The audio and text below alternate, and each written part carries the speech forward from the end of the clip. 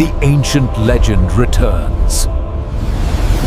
Behold the Navnath.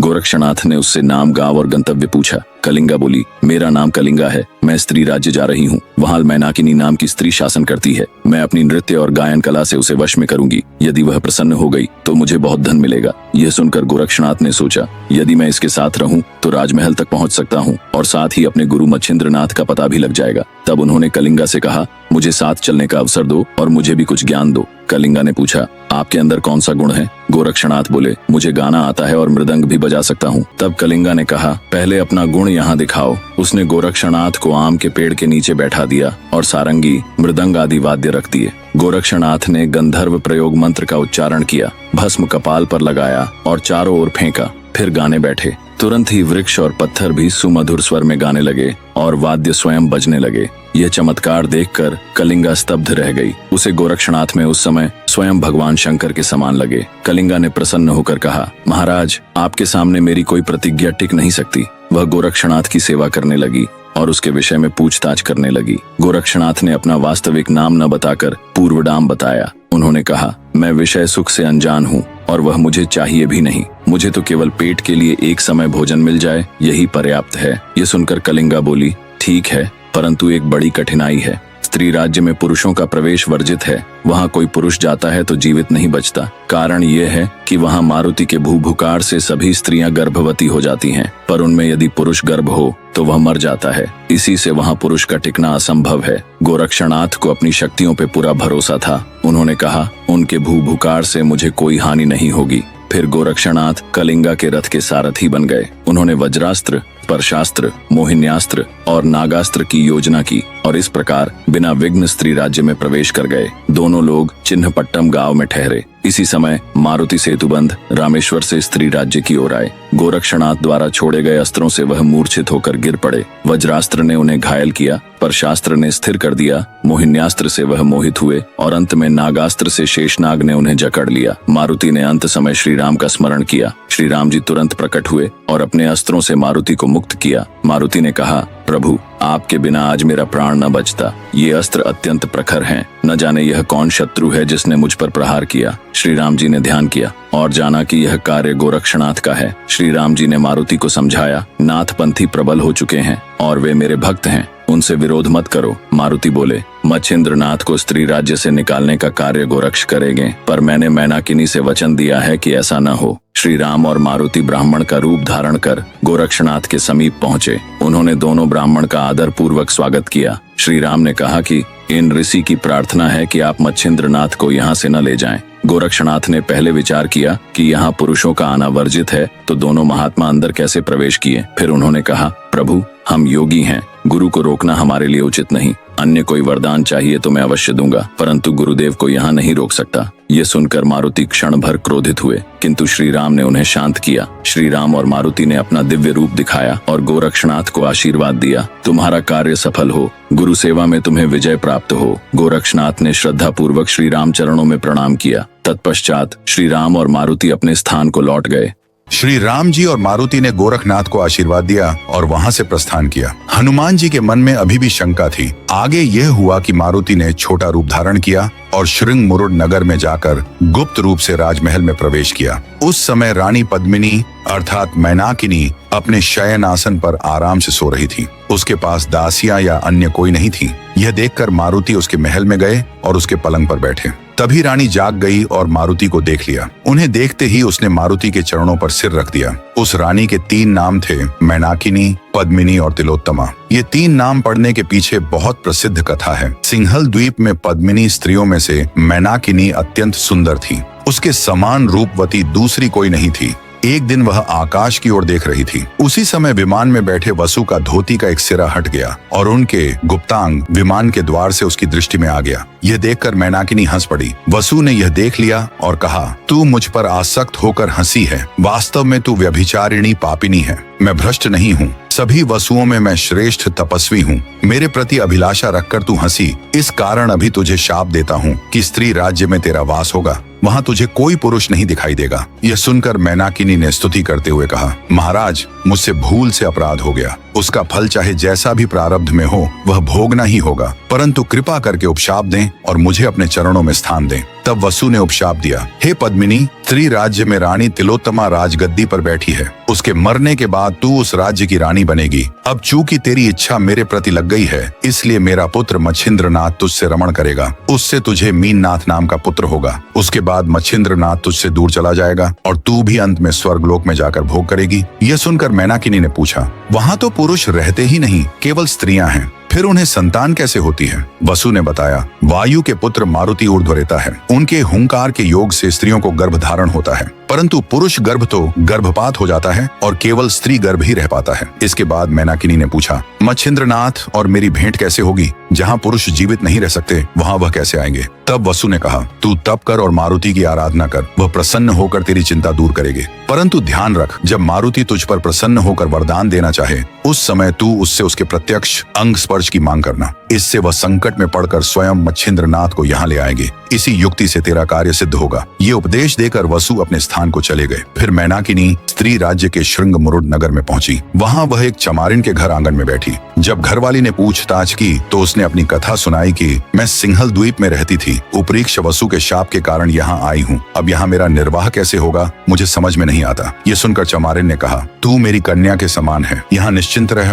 अपने हाथ से भोजन बनाकर खा। इस प्रकार वह वहाँ रहने लगी और दोनों मिलकर भोजन बनाने लगी। कुछ समय बाद जब रानी तिलोत्तमा वृद्ध हो गई और उसे मृत्यु समीप लगी तो उसने मंत्रियों से कहा, मेरी मृत्यु निकट है, इसलिए इस राज्य के लिए उत्तराधिकारी तय करना होगा। मंत्रियों ने उपाय बताया, हाथी की सूंड में माला देकर उसे नगर में छोड़ देना चाहिए। वह जिस स्त्री के गले में माला डालेगा वही राज्य की रानी बनेगी। ये बात सबको स्वीकार हुई। हाथी को नगर में छोड़ा गया। उसने मैनाकिनी के गले में माला डाल दी। फिर उसे बड़े सम्मान के साथ राजमहल ले जाकर सिंहासन पर बैठाया गया। मैनाकिनी ने राज्य प्राप्त कर कठोर तप किया। उसकी निष्ठा देखकर मारुति प्रसन्न हुए। इस प्रकार वह सिंहल द्वीप में मैनाकिनी, स्त्री राज्य में पद्मिनी और राज्य प्राप्त होने पर तिलोत्तमा कहलाने लगी। यही उसके 3 नाम प्रसिद्ध हुए। फिर मारुति ने मैनाकिनी से कहा, मैंने वचन से बंधकर मच्छिंद्रनाथ को तुम्हारे पास पहुंचा दिया, परंतु वह यहाँ अधिक दिन नहीं रहेंगे, क्योंकि उनका शिष्य गोरक्षनाथ उन्हें लेने यहाँ आ रहे हैं। वह अजिंक्य अजेय है। हम दोनों ने उन्हें समझाने की कोशिश की, यहाँ तक कि श्री राम ने भी कहा, परंतु उन्होंने किसी की नहीं मानी। वह गुरु को ले ही जाएंगे। इतना कहकर मारुति चले गए। इधर गोरक्षनाथ कलिंगा नायिका के साथ श्रृंग मुरुड पहुंचे। वह और उनकी मंडली धर्मशाला में उतरी। क्योंकि गोरखनाथ को उनके गुरु पहचान न ले, इसलिए उन्होंने एक स्त्री का रूप ले लिया। फिर राजमहल में वेश्या नायिकाओं के संग दरबार में प्रवेश किया। गोरक्षनाथ ने स्त्री का वेश धारण कर तबला मृदंग बजाया। उनका स्त्री वेश इतना अद्भुत था कि सब स्त्रियां चकित रह गईं। उनके वादन और कलिंगे के गान से सब अत्यंत प्रसन्न हुए। स्वयं मच्छिंद्रनाथ भी हर्षित हुए, परंतु तबले की थाप के बीच बीच में ध्वनि उठने लगी, चलो मच्छिंद्र, गोरख आया। यह सुनकर मच्छिंद्रनाथ चौंक उठे। उन्हें संदेह हुआ और मुखमंडल बदल गया। रानी ने कारण पूछा तो मच्छिंद्रनाथ ने उसे गोरक्षनाथ का सब हाल बता दिया। रानी ने भी ध्यान से सुना और समझ गई कि यह वास्तव में गोरक्षनाथ ही है। फिर रानी ने उस स्त्री वेशधारी को एकांत में बुलाया और गुरु की शपथ दिलाकर सच बोलने को कहा। तब गोरक्षनाथ ने प्रकट किया, मैं स्त्री नहीं हूँ, मच्छिंद्रनाथ का प्रिय शिष्य गोरक्षनाथ हूँ। गुरु से मिलने के लिए मैंने यह वेश धारण किया। रानी ने उनके चरण पकड़ लिए और वस्त्र आभूषण देकर उनका वास्तविक रूप प्रकट कराया। फिर वह उन्हें लेकर सभा में गई और मच्छिंद्रनाथ से मिलाया। गुरु शिष्य का मिलन हुआ। दोनों ने एक दूसरे से प्रेम पूर्ण वार्तालाप किया। अंत में मैनाकिनी ने कहा, अब मेरी चिंता दूर हुई। यह शिष्य आपका सहायक बनकर राज्य का भार संभालेंगे और मीननाथ की देखभाल भी करेंगे। परंतु गोरक्षनाथ ने कहा, हम वैष्णव हैं, हमें राज्य या भोग की आवश्यकता नहीं। मेरा एक ही आश्रय है, आप मेरे गुरु। फिर गुरु शिष्य ने भोजन किया और साथ ही विश्राम किया। अगले दिन प्रातः काल नित्य कर्म के बाद मच्छिंद्रनाथ ने गोरक्षनाथ और मीननाथ को पास बिठाकर सिंहासन पर आसन ग्रहण किया। जब मच्छिंद्रनाथ ने गोरक्षनाथ को अपने पास रहने के लिए वहां ठहराया, तब मैनाकिनी ने अनेक प्रयत्न किए कि गोरक्षनाथ का मन वहीं रम जाए और वह वहीं बस जाए। वह तो अपने पुत्र से भी बढ़कर गोरक्षनाथ पर प्रेम करने लगी। उसने उनके खाने पीने, सोने बैठने का समय देखकर उचित व्यवस्था की। कपड़े, आभूषण और जैसे चाहे वैसे उत्तम वस्त्राभूषण भी उपलब्ध कराए। गोरक्षनाथ को सब प्रकार के सुख मिलते रहे, फिर भी उन्हें यह सब घोर नहीं लगता था। मैनाकिनी के सभी प्रयास विफल रहे। गोरक्षनाथ निरंतर मच्छिंद्रनाथ से कहते, तीनों लोकों में आपकी योग्यता मान्य है, फिर इस सुख की खाई में क्यों गिर रहे हैं? आप मूल रूप से कौन हैं, अब कौन सा कार्य कर रहे हैं और अवतार लेकर कौन सा कर्म करना है, इसका कुछ विचार कीजिए। इसीलिए इस मोहजाल का त्याग कर इस चिंता से मुक्त हो जाइए। गोरक्षनाथ ने इस प्रकार कई बार गुरु मच्छिंद्रनाथ को उपदेश दिया। फलस्वरूप उनके मन में वैराग्य उत्पन्न हुआ। तब मोह पाश में न बंधकर अपने देश लौटने का वचन उन्होंने गोरक्षनाथ को दिया। इससे गोरक्षनाथ बहुत प्रसन्न हुए। लेकिन जब मच्छिंद्रनाथ ने तिलोत्तमा को यह बात बताई कि अब गोरक्षनाथ के साथ जाना ही पड़ेगा, परंतु तुम्हें छोड़कर जाने की हिम्मत नहीं होती, तिलोत्तमा बोली, यदि आप नहीं गए तो गोरक्षनाथ आपको कैसे ले जाएंगे। तब मच्छिंद्रनाथ ने गोरक्षनाथ को दिया हुआ वचन और हुई बातचीत तिलोत्तमा को बता दी और कहा, उसके साथ गए बिना छुटकारा नहीं और तुम्हारा मोह मुझे जाने नहीं देता। मैं दोनों संकटों में फंस गया हूँ। इसका एक ही उपाय है कि तुम अपनी कुशलता से गोरक्षनाथ को मोहित कर दो। यह सुनकर तिलोत्तमा ने कहा, मैंने पहले ही बहुत उपाय कर देखे, कोई कसर नहीं छोड़ी, पर सब व्यर्थ गया। उसकी निराशा सुनकर भी मच्छिंद्रनाथ ने फिर एक बार प्रयास करने की सलाह दी। एक दिन गोरक्षनाथ ने पद्मिनी से कहा, आज मैं मच्छिंद्रनाथ को लेकर तीर्थ यात्रा पर जा रहा हूँ। तब पद्मिनी ने उनसे कहा, बेटा, मैं तुम्हें अपना बड़ा बेटा मानती हूँ, भाई का तुम्हें साथ है ही। अब हम भोजन और वस्त्र लेकर निश्चिंत बैठेंगे। वह दीनता दिखाकर गोरक्षनाथ को दया के लिए समझाती रही, पर उनके मन में दया जरा भी न आई। उलटे उन्होंने साफ कह दिया, हमको त्रैलोक्य का राज्य भी नहीं चाहिए, तो तुम्हारे इस स्त्री राज्य का क्या महत्व। हम योगी हैं, हमें इन ऐश्वर्यों से कोई लगाव नहीं। पद्मिनी ने बहुत समझाया, पर वे सुनते ही न थे। अंत में उसने 1 वर्ष भर और रुकने का आग्रह किया। गोरक्षनाथ ने कहा, मुझे यहाँ आए 6 महीने हो गए, मैं अब और नहीं रुकूंगा। तब पद्मिनी ने आग्रह किया कि बस 6 महीने और रुक जाओ, फिर मैं प्रसन्न मन से तुम्हें मच्छिंद्रनाथ सहित तीर्थ यात्रा की आज्ञा दूंगी। इतना गिड़गिड़ाने पर गोरक्षनाथ ने कहा, ठीक है, तुम्हारी बात मानकर मैं 6 महीने और रुक जाता हूँ, पर उस समय के बाद जाने की निश्चित तिथि तुम अभी बता दो। तब उसने कहा, चैत्र शुद्ध प्रतिपदा को भोजन के बाद मैं तुम्हें राजी खुशी विदा कर दूंगी। गोरक्षनाथ ने यह मान लिया और निश्चिंत होकर वहीं रहने लगे। कुछ दिनों बाद मैनाकिनी ने एक दिन गोरक्षनाथ को बुलाकर पास बिठाया और बोली, बेटा, मेरा मन चाहता है कि तुम्हारा विवाह कर दूं। मेरी बहू के साथ हंसी खुशी में मेरा समय कटेगा। वह अत्यंत सुंदर कन्या होगी। तुम्हारा विवाह बड़े धूमधाम से करूंगी। तुम तीर्थ यात्रा करके जल्दी लौट आओ और राज्य का कार्यभार संभालो। परंतु गोरक्षनाथ ने स्पष्ट कहा, मेरे पास कर्ण मुद्रिका रूपी 2 पत्नियां पहले से हैं। मुझे तीसरी पत्नी की आवश्यकता नहीं। अब विवाह करना मुझे शोभा भी नहीं देता। उनका कठोर उत्तर सुनकर मैनाकिनी निराश हो गई। मैनाकिनी ने बहुत प्रयत्न किया कि गोरक्षनाथ का मन स्त्री राज्य में ही रम जाए, परंतु उसे केवल निराशा ही मिलती। फिर एक रात पद्मिनी ने उन्हें मोहित करने के लिए एक सुंदर स्त्री को उनके पास भेजा। वह शतरंज की बिसात लेकर आई और बोली, आज आपके साथ खेल खेलने का मन हुआ है। गोरक्षनाथ उसके साथ खेलने बैठे। शतरंज खेलते समय उस स्त्री ने आंखों से कटाक्ष किए, हाव भाव दिखाए। उसने अनेक प्रयास किए कि गोरक्षनाथ का ध्यान उसकी तरफ हो जाए, पर गोरक्षनाथ का मन तनिक भी विचलित न हुआ। यह देखकर वह स्त्री निराश होकर लौट गई और रानी को सब हाल सुना दिया। इस प्रकार मैनाकिनी ने गोरक्षनाथ को रोकने के सभी उपाय कर देखे, पर सब व्यर्थ गए। अब जब मच्छिंद्रनाथ के जाने का समय आया तो मैनाकिनी मीननाथ को गोद में लेकर रोने लगी। अन्य स्त्रियां उसे समझाती, गोरक्षनाथ को हम वश में कर लेंगे, परंतु उसे किसी पर विश्वास न हुआ। अंततः वर्ष पूरा हुआ और प्रतिपदा का दिन आ गया। उस दिन नगर में उत्सव होना चाहिए था, परंतु नगरवासी उदास थे। गोरक्षनाथ ने अपने सामान उठाया और मच्छिंद्रनाथ को बुलाया। मच्छिंद्रनाथ ने जाने की उतावली दिखाई। तब मैनाकिनी रोने लगी और बोली, बेटा जाओ, पर पहले भोजन कर लो। भोजन के बाद तिलोत्तमा ने मच्छिंद्रनाथ से पूछा, क्या आप मीनानाथ को साथ लेकर जाएंगे या नहीं। मच्छिंद्रनाथ ने कहा, जैसा तुम्हारा विचार होगा वैसा ही होगा, हम तुम्हारा मन नहीं दुखाएंगे। तिलोत्तमा ने कहा, मीननाथ को साथ ले जाइए। आज तक आप यहाँ थे तो वह सुरक्षित था, आपके जाने के बाद उसकी रक्षा कौन करेगा। ऊपर से मुझे उपरीक्ष वसु का शाप है, उस शाप के कारण मैं यहाँ आई। अब शाप की अवधि पूरी हो रही है, आपके जाते ही वह मुझे ले जाएंगे। तब मीननाथ की रक्षा कौन करेगा, उसे साथ ले जाइए। इस प्रकार मीननाथ को साथ ले जाने का निर्णय हुआ। भोजन के बाद गोरक्षनाथ चलने लगे। तिलोत्तमा का गला भर आया, वह रुक रुक कर रो रही थी। स्त्रियां गोरक्षनाथ को रोकने का प्रयास करने लगीं। वे आभूषण, वस्त्र, दुपट्टे, रत्न आदि उनके सामने रखती और कहती, हम सब तुम्हारी दासियां होंगी, सज धज कर तुम्हें रति सुख देंगी। पर गोरक्षनाथ ने सबका तिरस्कार करते हुए कहा,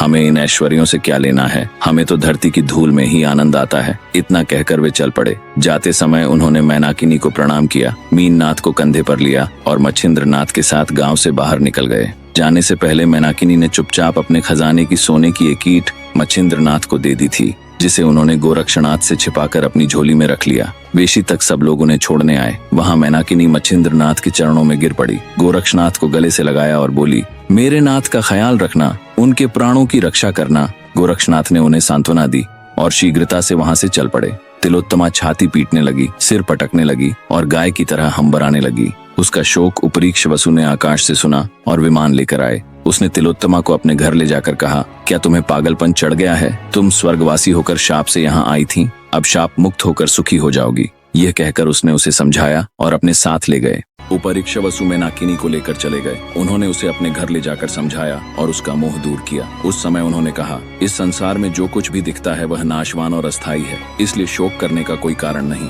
जिस स्थान से तुम निकाली गई थी उसी स्वर्ग के सिंहल द्वीप में अब चलो। 12 वर्ष बाद मैं तुम्हारी मच्छिंद्रनाथ से भेंट कराऊंगा। गोरक्षनाथ और मीननाथ भी उस संगति में रहेंगे। अब तुम्हें यह संशय हो सकता है कि यह योग कैसे घटित होगा, तो सुनो। सिंहल द्वीप में इंद्र एक बड़ा यज्ञ करेंगे। उस समय वहाँ ब्रह्मा, विष्णु, महेश आदि श्रेष्ठ देवता तथा नवनाथ सब उपस्थित होंगे। इसलिए अब शोक त्याग कर सिंहल द्वीप चलो। तब वह बोली, इंद्र यज्ञ करे या न करे, पर आप मुझे मच्छिंद्रनाथ से मिलाने का वचन दीजिए, तभी मेरा मन शांत होगा। यह सुनकर उपरीक्ष वसु ने उसे मच्छिंद्रनाथ से मिलने का वचन दिया। फिर उनकी आज्ञा से मैनाकिनी ने अपनी दासी दैरभामा को राज्य पर बिठाया और स्वयं स्वर्ग जाने के लिए निकल पड़ी। मैनाकिनी के जाने से सब स्त्रियों को अत्यंत दुख हुआ, परंतु जाते समय उसने सबको समझाया और दैरभामा को यह उपदेश दिया कि राज्य नीति से चलाकर सबको सुख देना। उसके बाद मैनाकिनी विमान में बैठकर सिंहल द्वीप पहुंची और उपरीक्ष वसु अपने स्थान को लौट गए। इस प्रकार मैनाकिनी शाप से मुक्त हुई। इधर मच्छिंद्रनाथ घूमते घूमते गौड़ बंगाल में पहुंचे। रास्ते में उनकी भेंट कानिफनाथ से हुई।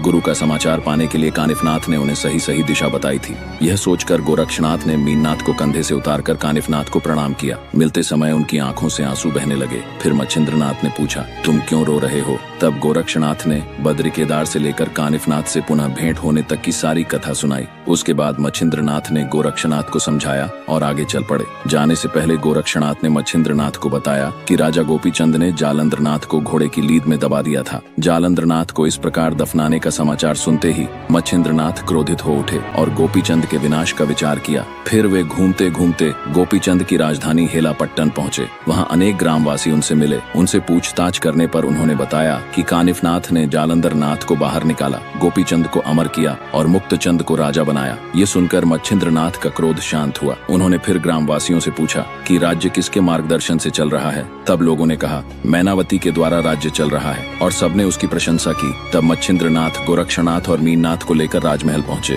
उन्होंने द्वारपाल से कहा कि रानी से हमारी भेंट करवाओ। द्वारपाल ने जाकर मैनावती को सूचना दी कि एक योगी 2 शिष्यों के साथ आए हैं। उनके रूप लक्षण का वर्णन करते हुए उसने कहा कि वे हूबहू जालंधरनाथ जैसे दिखते हैं। फिर मैनावती मंत्रियों और सभासदों को साथ लेकर आई और योगियों को सम्मान पूर्वक अंदर ले गई। उसने उन्हें स्वर्णासन पर बैठाया और षोडशोपचार से पूजा की। फिर उसने कहा, आज आपके चरण मेरे घर आए हैं, मैं धन्य हो गई। और उसने मच्छिंद्रनाथ की बहुत प्रशंसा की। तब मच्छिंद्रनाथ ने अपनी कथा सुनानी शुरू की। मैं उपरीक्ष वसु का पुत्र हूँ, मेरा नाम मच्छिंद्रनाथ है। सर्वसमर्थ दत्तात्रेय ने मुझे अनुग्रह दिया। उन्होंने ही जालंधरनाथ को उपदेश दिया था। जालंधरनाथ मेरा छोटा गुरु भ्राता है। मैंने सुना कि यहाँ उसके साथ दुर्व्यवहार हुआ, इसलिए मैं क्रोधवश यहाँ आया था। लेकिन यहाँ आने पर ग्रामवासियों से सारी बात जानकर मुझे प्रसन्नता हुई। तुम्हारे उत्तम गुणों की जितनी प्रशंसा करूँ उतनी कम है। ये सुन मैनावती उनके चरणों में गिर पड़ी और बोली, महाराज, ये सब आपकी कृपा का ही प्रभाव है। कल्प वृक्ष जैसा चाहे वैसा फल देता है, पारस लोहे को सोना कर देता है, पर आप दोनों से भी श्रेष्ठ हैं।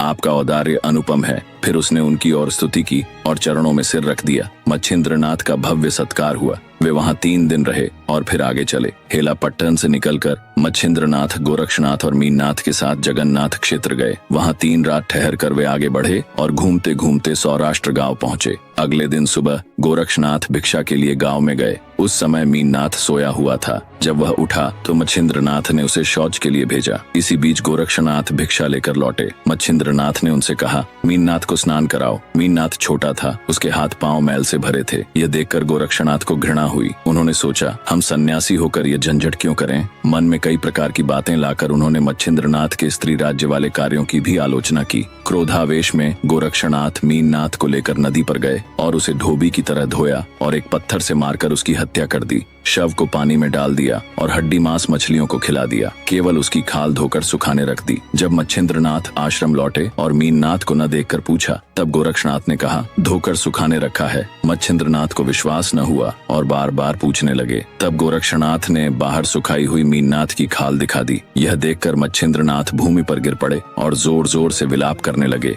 वे सिर पटकने लगे और रुदन करते हुए मीननाथ के गुणों का वर्णन करने लगे। यह देख गोरक्षनाथ उनके पास जाकर बोले, गुरुजी, आप इस प्रकार अज्ञान में क्यों पड़ रहे हैं? आप कौन? बालक किसका और रोना किस पर? सोचिए, मरा कौन है? नाशवान का नाश हुआ है, शाश्वत का कभी नाश नहीं होता। आपका मीननाथ कभी मरने वाला नहीं। न शस्त्र, न अग्नि, न वायु, न जल, किसी भी प्रकार से उसका नाश नहीं हो सकता, क्योंकि वह शाश्वत है। इस प्रकार गोरक्षनाथ ने सांत्वना दी, परंतु मोहवश मच्छिंद्रनाथ का रोना थमता नहीं था। तब गोरक्षनाथ ने संजीवनी मंत्र का प्रयोग किया और भस्म की चुटकी मीननाथ की खाल पर डालते ही वह जीवित हो गया। जैसे ही वह उठा, उसने मच्छिंद्रनाथ को गले लगाया। मच्छिंद्रनाथ ने उसे अपने हृदय से लगाया और स्नेह से बातें करने लगे। सब लोग आनंदित होकर वहीं ठहरे। अगले दिन जब वे फिर मार्ग पर निकले, तब गोरक्षनाथ ने मच्छिंद्रनाथ से कहा, आपकी शक्ति इतनी महान है कि निर्जीव को जीवित कर सकते हैं और सहस्त्रों मीननाथ पल भर में बना सकते हैं। ऐसे में आपका रोना मुझे आश्चर्यजनक लगा। इसका कारण बताइए। मच्छिंद्रनाथ ने पूछा, तुमने मीननाथ को किस कारण मारा, यह बताओ।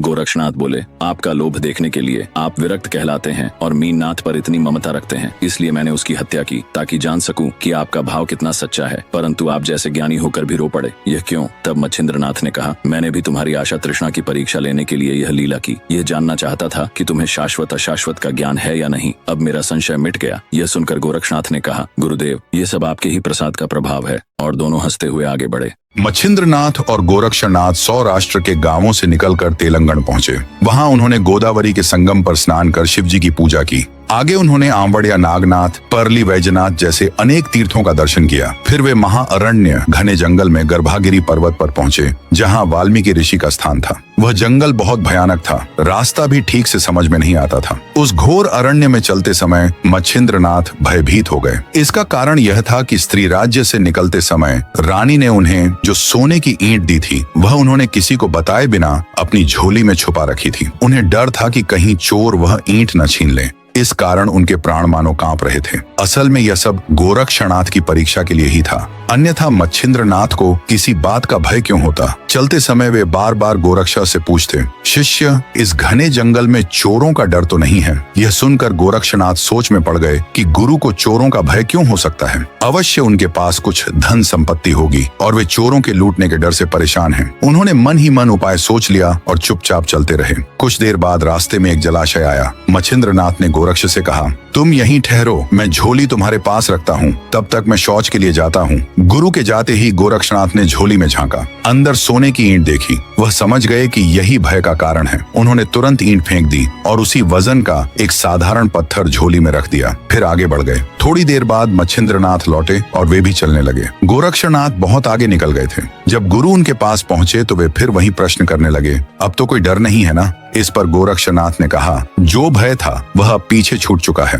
अब निश्चिंत रहिए। गुरु यह सुनकर चकित हुए। उन्होंने गोरक्ष को बताया कि उन्हें रानी ने सोने की ईंट दी थी और इसी कारण वे डर रहे थे कि कहीं कोई चोर छीन न ले। यह सुनकर गोरक्ष ने कहा, गुरुदेव, अब वह अस्थायी धन आपके पास नहीं है, इसलिए भय भी नहीं है। ये सुनते ही मच्छिंद्रनाथ को शंका हुई कि कहीं कोई धोखा तो नहीं हो गया। वे व्याकुल होकर रोने पीटने लगे। झोली खोली तो देखा ईंट गायब और उसकी जगह पत्थर रखा है। दुख और क्रोध में वे गोरक्ष को बहुत बुरा भला कहने लगे, मुझे छोड़कर चले जाओ, फिर कभी मुंह मत दिखाना। गुरु के ऐसे कठोर शब्द सुनकर भी गोरक्ष शांत रहे। उन्होंने उनका हाथ पकड़ा और पर्वत की चढ़ाई पर ले गए। जाते समय गोरक्षनाथ ने एक सिद्ध मंत्र का जप किया। देखते ही देखते पूरा पर्वत सोने का पर्वत बन गया। उन्होंने गुरु से कहा, गुरुदेव, जितना सोना चाहिए ले लीजिए। यह चमत्कार देखकर मच्छिंद्रनाथ ने गोरक्ष को गले लगाया और कहा, बेटा गोरक्षा, तुम्हारे जैसा पारस मेरे पास हो तो मुझे सोने की ईंट का क्या लोभ, तुमसे बढ़कर कुछ नहीं। इसके बाद गोरक्ष ने गुरु से पूछा, गुरुदेव, आपने अब तक उस ईंट को संभाल कर क्यों रखा था? मच्छिंद्रनाथ बोले, मेरे मन में इच्छा थी कि अपने देश लौटकर साधु संतों का एक भव्य सत्कार और भोजन समारोह करूं, उसी के लिए वह ईंट संभाल कर रखी थी। यह सुनकर गोरक्ष ने कहा,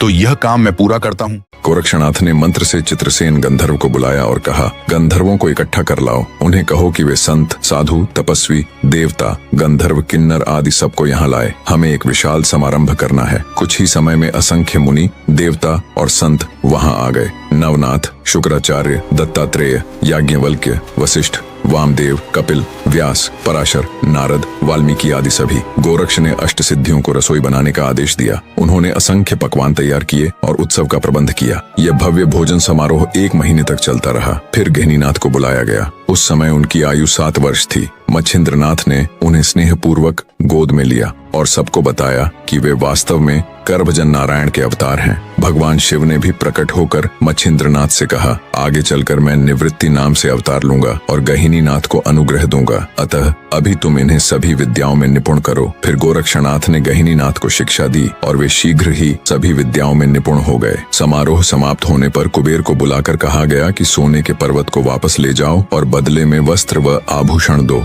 कुबेर ने असंख्य वस्त्र आभूषण लाकर सब में बांटे और सभी को सम्मान पूर्वक विदा किया। आगे मीननाथ को उनकी माता तिलोत्तमा के पास सिंहल द्वीप भेज दिया गया। मच्छिंद्रनाथ, गोरक्षनाथ और अन्य नाथ गर्भागिरी पर्वत पर ही रहने लगे और वहीं से अपने अपने शिष्यों को शिक्षाएं दी। गोरक्षनाथ अपने आश्रमों को छोड़कर तीर्थ यात्रा पर चले गए। वहीं दूसरी तरफ एक नए कथा का आरंभ होने वाला था। बहुत समय पहले एक दिन संध्या काल में अप्सरा उर्वशी भ्रमण के लिए निकली थी। संध्या समय सूर्य और उर्वशी की दृष्टि हो गई। उर्वशी के सौंदर्य से मोहित होकर सूर्य कामवश हो गए और उनका वीर्यपात हुआ। वह वीर्य आकाश से नीचे गिरते ही हवा के कारण 2 भागों में बंट गया। उसमें से एक भाग लोमेश ऋषि के आश्रम में रखे एक घड़े में गिरा। उससे बाद में अगस्त्य का जन्म हुआ। दूसरा भाग कौलक ऋषि के आश्रम में आकर गिरा। उस समय ऋषि भिक्षा मांगने बाहर जाने की तैयारी में थे। वे अपना भिक्षा पात्र आंगन में रखकर द्वार बंद कर रहे थे। तभी वह वीर्य उस पात्र में गिरा। ऋषि ने यह देखा और सोचा, यह वीर्य सूर्य का है। 3003 वर्ष बाद इसमें धर्मीन नारायण का अवतार होगा, अतः इसे सुरक्षित रखना चाहिए। इस विचार से उन्होंने उस पात्र को सावधानी पूर्वक सुरक्षित रखा। बहुत वर्षों के बाद जब कलयुग आरंभ हुआ, तब ऋषि ने वह पात्र मंदराचल पर्वत की एक गुफा के मुहाने पर रख दिया और स्वयं वहां से चले गए। समय बीता। 3003 वर्ष पूरे होने के बाद द्वारकाधीश ने धर्मीन नारायण रूप में उस पात्र में प्रवेश किया। उस गर्भ का आकार दिन प्रतिदिन बढ़ने लगा और 9 महीने पूरे होते ही उसमें से एक बालक प्रकट हुआ। बालक सूर्य के समान तेजस्वी था, लेकिन रोते चिल्लाते हुए बाहर आया। पात्र 2 टुकड़ों में फट गया। उसी समय कुछ हिरण वहां चरने आए। उनमें से एक गर्भिणी हिरणी ने वहां ही प्रसव किया और उसके 2 बच्चे हुए। जब उसने पीछे देखा तो 3 बालक दिखाई दिए। उसे लगा कि ये तीनों उसके ही शावक हैं। वह उन्हें चाटने और सूंघने लगी। दोनों हिरण तो दूध पीने लगे, लेकिन तीसरा मानव शिशु था। उसे दूध पिलाना कैसे है ये हिरणी को समझ नहीं आया, परंतु उसने उपाय करके उसे भी दूध पिलाया और उसकी रक्षा की। कुछ दिनों बाद वह बालक रेंगने लगा। हिरणी उसे अपने बच्चों के साथ छोड़कर चरने जाती और बार बार लौटकर देखती। इस प्रकार 3 वर्ष बीते। फिर वह बालक हिरण शावकों के साथ घास पात खाने लगा और 5 वर्षों तक हिरणी की संगति में रहा। एक दिन वे चारों रास्ते में चल रहे थे कि वहां से जय सिंह नामक एक भाट अपनी पत्नी रेणुका के साथ गुजरा। उन्होंने वह बालक देखा जो सूर्य के समान तेजस्वी और सुंदर था। वे सोचने लगे कि इतने सुंदर बालक को माता पिता ने जंगल में क्यों छोड़ा होगा। जब उन्होंने पास जाने की कोशिश की तो हिरणी डर कर भागी और बालक भी उसके पीछे दौड़ा, लेकिन जय सिंह ने बालक को पकड़ लिया। जय सिंह ने पूछा, बेटा मत डर, तेरे माता पिता कहाँ हैं? मुझे बता दे, मैं तुझे उनके पास पहुँचा दूंगा। परंतु बालक केवल रोता और चिल्लाता रहा। जय सिंह को लगा कि यह गूंगा है। उसने इशारों से समझाने की कोशिश की, लेकिन बालक समझ न पाया। अंततः उसने निश्चय किया कि इस बालक को घर ले जाएगा। जब वह बालक को लेकर चला तो वह बार बार हिरणी को पुकारता रहा और हिरणी दूर से उसका पीछा करती रही, लेकिन मनुष्यों से भय के कारण पास न आई। अंत में वह लौट गई। जय सिंह और उसकी पत्नी रेणुका ने उस बालक को पुत्रवत पालना शुरू कर दिया। धीरे धीरे बालक ने चलना फिरना, बोलना और अन्य क्रियाएं सीख लीं। कुछ समय बाद वे काशी पहुंचे। वहां भागीरथी स्नान और विश्वेश्वर काशी विश्वनाथ के दर्शन हेतु मंदिर गए। बालक भी साथ था। तभी शिवलिंग से वाणी प्रकट हुई, आओ भर्तृहरि, तुम अवतार लेकर प्रकट हुए हो, बहुत शुभ है। यह सुनकर जय सिंह को समझ आया कि यह बालक कोई अवतारी पुरुष है। उसने पत्नी से कहा, आज से इसका नाम भर्तृहरि होगा। यह अलभ्य संयोग हमें भाग्य से मिला है। शंकर भगवान ने उसे भर्तरी कहकर पुकारा, क्योंकि उसका जन्म भर्तरी अर्थात पात्र में हुआ था। जय सिंह और रेणुका के कोई संतान नहीं थी। उन्होंने अत्यंत प्रेम से उसका पालन किया। भर्तृहरि में राजयोग के लक्षण थे। वह गांव के बच्चों के साथ खेलता था। एक दिन खेलते खेलते वह गिर पड़ा और बेहोश हो गया। बच्चे डर कर भाग गए। तब सूर्य देव ने ब्राह्मण रूप धारण करके प्रकट होकर उसे उठाया, गंगा जल पिलाया और होश में लाया। फिर उसे घर लाकर रेणुका को सौंपा और कहा, यह बालक मेरा पुत्र पुत्र है, परंतु अब मैं इसे तुम्हें समर्पित करता हूँ। तुम इसे पुत्रवत पालो, भविष्य में यह महान कार्य करेगा। इतना कहकर सूर्यदेव अंतर्धान हो गए। जयसिंह और रेणुका को अत्यंत आनंद हुआ। भर्तृहरि 16 वर्ष का हुआ तब वे लोग गांव लौटने लगे, लेकिन मार्ग में चोरों ने जयसिंह को मार डाला और उसका धन लूट लिया। यह देखकर रेणुका भी शोक से मर गई। भर्तृहरि ने दोनों का दाह संस्कार किया और निराश्रित हो गया। वह अत्यंत दुखी था। उसी समय कुछ व्यापारी आए, उन्होंने उसे सांत्वना दी और अपने साथ रख लिया। उनके साथ रहकर भर्तृहरि ने धीरे धीरे शोक का विस्मरण किया। फिर व्यापारी उसे लेकर उज्जैन पहुंचे। वहां वे एक गांव के पास उतरे। सामान को अच्छी तरह व्यवस्थित करके सब लोग एक स्थान पर अग्नि जलाकर ताप रहे थे। इतने में वहां कुछ लोमड़ियां आईं और बोलकर उन्होंने संकेत दिया, व्यापारियों, इस तरह निश्चिंत होकर मत बैठो। तुम पर डाकू हमला करने की सोच रहे हैं। वे तुम्हें मार पीट कर समस्त धन लूट ले जाएंगे। ऐसा संदेश देकर वे लोमड़ियां चली गईं। पहले भर्तृनाथ पशुओं के बीच रहे थे, इसलिए उन्हें जानवरों की भाषा भलीभांति आती थी। लोमड़ियों ने जो कहा वह उन्होंने व्यापारियों को बताया और सावधान किया। उन्होंने कहा, लोमड़ियां भौंकते समय यह सब कह रही थीं। मैंने ध्यान से सुना और तुम्हें पहले ही सूचना दे दी। भर्तृनाथ की बात पर विश्वास करके व्यापारियों ने अपने माल को अच्छी तरह छिपा दिया, हाथों में हथियार लिए और चारों ओर प्रकाश करके पहरा देने लगे। वे सतर्क और शूरवीर होकर अपनी रक्षा के लिए तैयार हो गए। कुछ समय बाद सचमुच डाकुओं ने धावा बोला, किंतु व्यापारियों ने जब हथियारों से प्रहार किया तो डाकू हारकर भाग गए। फिर भी व्यापारी पूरी रात सतर्क रहकर जागते रहे। आधे से कुछ अधिक रात बीत चुकी थी। तभी फिर लोमड़ियां आईं और बोलीं। तब व्यापारियों ने भर्तृनाथ से पूछा, अब लोमड़ियां क्या कह रही हैं? भर्तृनाथ ने उत्तर दिया, शिवजी द्वारा वरदान प्राप्त एक राक्षस उत्तर दिशा से दक्षिण की ओर जा रहा है। वह महाबली है। उसके पास 4 तेजस्वी अमूल्य रत्न हैं। जो उसे मारेगा उसे यह दुर्लभ लाभ मिलेगा। उसके रक्त का तिलक यदि नगर द्वार और अपने मस्तक पर लगाया जाए तो वह अवंती उज्जैनी नगरी का सार्वभौम राजा बनेगा। यह सूचना वे व्यापारियों को दे रहे थे। तभी संयोगवश विक्रम वहां से जा रहे थे। उन्होंने यह सब सुना और तुरंत हथियार लेकर उस राक्षस को मारने के लिए निकल पड़े। उस राक्षस का मूल वृत्तांत यह था कि वह पहले चित्रमा नामक गंधर्व था। एक दिन वह महादेव के दर्शन हेतु कैलाश गया। उस समय शिवजी और माता पार्वती सौंघटियों का खेल खेल रहे थे। चित्रमा ने उनके चरणों में प्रणाम किया और शंकर जी की आज्ञा से उनके पास बैठ गया। खेलते खेलते दांव विवादित हुआ। शंकर जी और माता पार्वती में मतभेद हो गया कि दांव कितना पड़ा। दोनों ने गंधर्व से निर्णय मांगा। गंधर्व ने शिव जी का पक्ष लेकर कहा 18 पड़ा, लेकिन वास्तविकता यह थी कि 12 पड़ा था। शिव जी को प्रसन्न करने के लिए उसने झूठ कहा। यह देखकर भवानी क्रोधित हुई और बोली, गंधर्व तू खोटा है, असत्य बोलकर शिव जी का पक्ष लेता है। अतः मेरा शाप है कि तू मृत्यु लोक में राक्षस होकर रह। यह शाप पाकर वह कांपने लगा। उसने शिव जी के चरणों में गिरकर प्रार्थना की, देव आपके पक्ष में बोलने से ही मुझे शाप मिला, अब मेरा क्या होगा? उसकी दीनता देखकर शिव जी ने कहा, गंधर्वनाथ देवी पार्वती ने शाप दिया है, यह सत्य है, परंतु चिंता मत कर। सुरोचन गंधर्व को इंद्र ने जो शाप दिया है उसके पुत्र के द्वारा तेरा वध होगा और तुझे राक्षस शरीर से मुक्ति मिलेगी। जो तुझे मारेगा उसे तेरा वृत्तांत और लाभ की जानकारी भर्तृनाथ के मुख से प्राप्त होगी। वही भर्तृनाथ धर्मिण नारायण के अवतार हैं। यह सुनकर गंधर्व को संतोष हुआ और वह राक्षस शरीर धारण करके मृत्यु लोक में आ गया। अब प्रश्न यह है कि सुरोचन गंधर्व को इंद्र ने क्यों शाप दिया? इसका वृत्तांत यह है, एक दिन अमरावती में इंद्र सभा लगी थी। गंधर्व, अप्सराएं आदि सब अपने अपने स्थान पर बैठे थे। अप्सराओं का नृत्य गान चल रहा था। वहां उपस्थित मेनका तिलोत्तमा जैसी रूपवती अप्सराओं को देखकर सुरोचन गंधर्व मोहित हो गया। वह अचानक उठकर मेनका का हाथ पकड़कर उसके स्तनों को मर्दन करने लगा। यह अमर्यादित आचरण देखकर इंद्र को क्रोध आया। इंद्र ने उसकी भर्त्सना की और शाप दिया, दुष्ट, तूने बिना लज्जा के यह कुकर्म किया है। अब तू स्वर्ग से पतित होकर मृत्यु लोक में गधा होगा। शाप मिलते ही वह गधा बन गया, किंतु उसने इंद्र से प्रार्थना की, देवराज अपराध मुझसे हो गया, पर दया करके मुझे उशाप दीजिए। उसकी स्तुति और प्रार्थना से इंद्र का मन पिघल गया। उन्होंने कहा, 12 वर्ष बाद तू पुनः अपने स्थान पर लौट आएगा। मिथिला नगरी के सत्यवर्मा राजा की कन्या से विवाह करेगा। तुझसे विक्रम नामक तेजस्वी पुत्र उत्पन्न होगा। उसी के जन्म से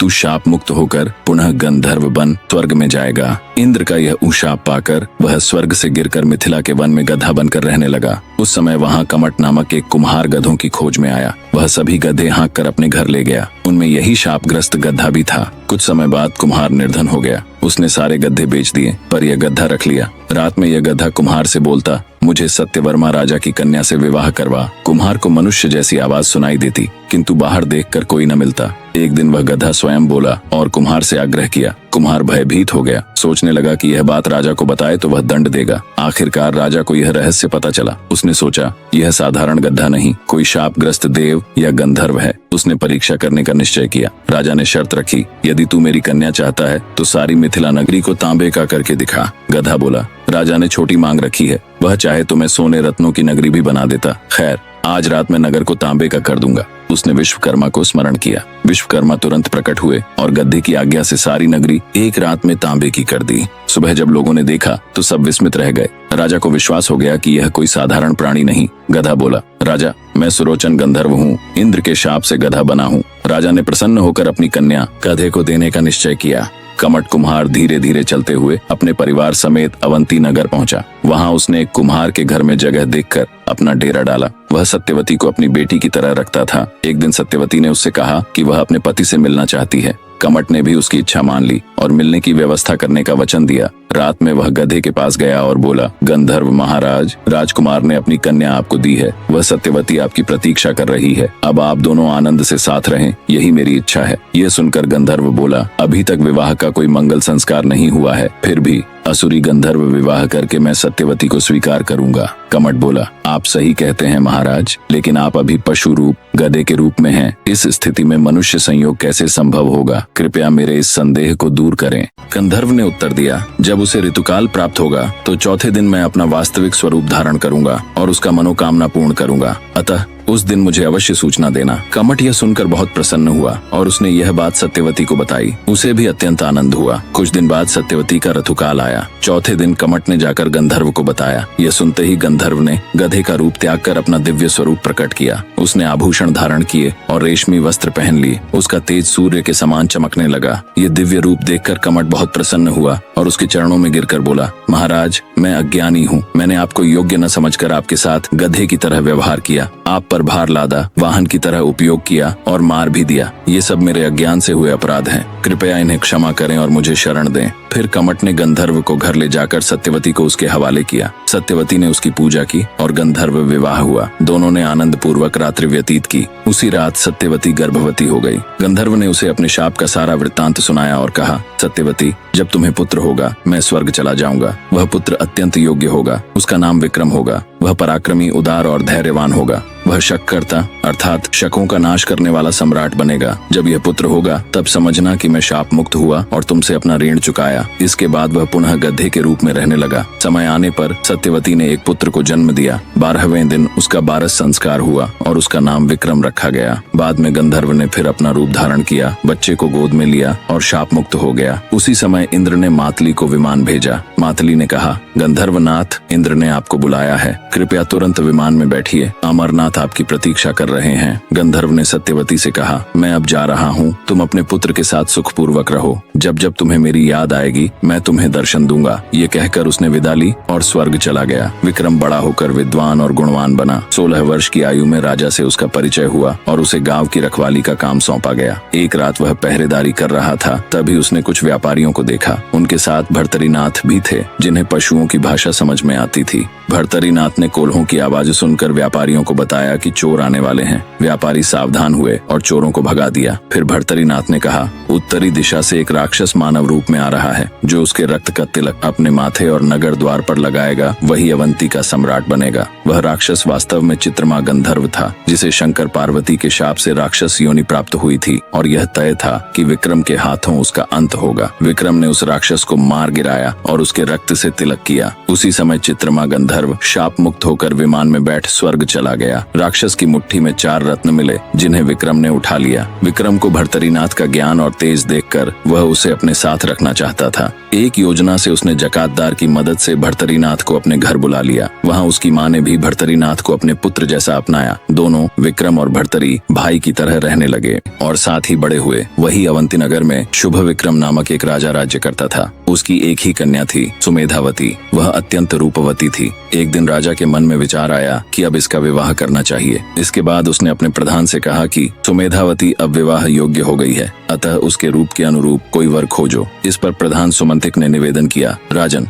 अब आपका वृद्धावस्था का समय है। पुत्र होने की आशा शेष नहीं है। कन्या के मुख को देख देख कर जो सुख लेना है वह तो क्षणिक है। इस कारण मेरी विनती है कि कन्या के लिए उत्तम वर खोजकर उसे राज्य पर अभिषिक्त करें और कन्या को उसके साथ अर्पित करें। जामाता पुत्र के समान होता है। जब वह गद्दी पर बैठेगा तब राज्य व्यवस्था सुचारू रूप से चलेगी और आप चिंता से मुक्त होंगे। प्रधान की यह युक्ति राजा को भली लगी। राजा ने कहा, प्रधान जी, आपने बहुत उत्तम उपाय बताया है, अतः ऐसा कीजिए, हाथी की सूंड में एक माला रखी जाए और ईश्वर की इच्छा से हाथी जिसे माला पहनाएगा उसे ही गद्दी पर बैठाकर सुमेधावती का विवाह उसके साथ किया जाएगा। राजा की यह युक्ति प्रधान को भी पसंद आई। फिर राजा के आदेशानुसार शुभ मुहूर्त पर एक विशाल मंडप बनाया गया। पूरे नगर में उत्सव और धूमधाम होने लगी। हाथी को सजाकर उसकी सूंड में माला रखी गई और उसे छोड़ दिया गया। राजा, प्रधान, सरदार और नगरवासी उसके पीछे पीछे चलने लगे। हाथी ने पहले सभा मंडप में उपस्थित लोगों को देखा, पर किसी के गले में माला न डालकर नगर की ओर बढ़ा। नगर में घूमता हुआ वह किले के पास जा खड़ा हुआ। उस समय किले पर विक्रम समेत 8 प्रहरी थे। राजा ने उन्हें नीचे बुलाया। जब वे आए तब हाथी ने सबके सामने जाकर विक्रम के गले में माला डाल दी। माला पड़ते ही वाद्य बजने लगे और सब प्रसन्न हुए। फिर विक्रम को हाथी पर बैठाकर अत्यंत वैभव और सम्मान के साथ मंडप में लाया गया। तब लोग आपस में कहने लगे, यह तो कुम्हार है। यह चर्चा राजा के कानों तक पहुंची। राजा ने प्रधान से कहा, यदि यह सचमुच कुम्हार है तो मेरी कन्या का विवाह इससे करना अनुचित होगा। प्रधान भी चिंतित हो गया। उसने विक्रम के साथियों को बुलाकर उसकी जाति पूछी। उन्होंने कहा, हमको निश्चय नहीं, पर लोग इसे कुम्हार कहते हैं। यदि जांच करनी हो तो कुम्हार समाज में पूछताछ करनी चाहिए। तब प्रधान ने कमट कुम्हार को बुलाकर पूछा। उसने बताया, विक्रम की माता मिथिला नगरी के राजा सत्यवर्मा की कन्या सत्यवती है और उसके पिता स्वर्गवासी गंधर्व सुरोचन है। ये सुनकर प्रधान आनंदित हुआ और राजा को सारी बात बताई। राजा को भी संतोष हुआ। प्रधान सत्यवर्मा राजा को लाने के लिए मिथिला गया। वहाँ उसने राजा को सारी कथा सुनाई और विनती की कि वे अवंती नगर आकर लोगों का संशय मिटाए। सत्यवर्मा राजा को सुनकर अत्यंत प्रसन्नता हुई और वे स्वयं अवंती आए। उन्होंने अपनी कन्या सत्यवती से भेंट की और संदेह दूर किया।